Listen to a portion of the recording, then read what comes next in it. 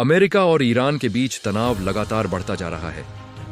Donald Trump ने Iran को कड़ी चेतावनी देते हुए कहा है कि अगर उनकी शर्तों को नहीं माना गया तो अमेरिका सख्त सैन्य कार्रवाई करने के लिए तैयार है। उन्होंने स्पष्ट किया कि अमेरिकी सेना पूरी तरह तैयार है और किसी भी समय ऑपरेशन शुरू किया जा सकता है। इस बयान के बाद वैश्विक स्तर पर चिंता बढ़ गई है और कई देशों ने हालात पर नजर बनाए रखी है। डोनाल्ड ट्रंप ने आगे कहा कि यदि ईरान ने जल्द निर्णय नहीं लिया तो परिणाम बेहद गंभीर हो सकते हैं। उन्होंने ऑल हेल जैसे शब्दों का इस्तेमाल करते हुए संकेत दिया कि अमेरिका पूरी ताकत के साथ जवाब देगा।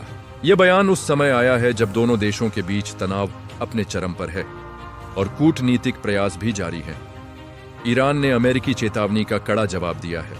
ईरान के अधिकारियों ने कहा है कि अगर अमेरिका ने कोई हमला किया तो उसका व्यापक और विनाशकारी जवाब दिया जाएगा। ईरान ने अपनी रक्षा क्षमताओं पर भरोसा जताते हुए कहा कि वह किसी भी स्थिति के लिए तैयार है।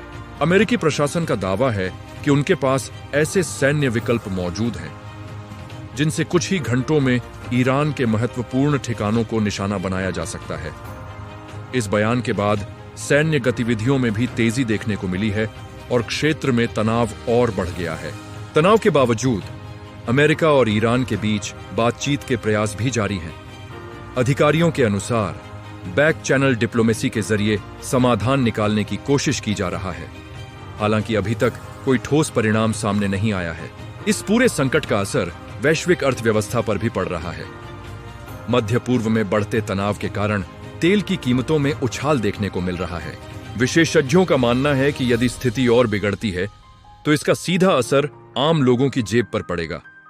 अमेरिका ने क्षेत्र में अपनी सैन्य मौजूदगी बढ़ा दी है।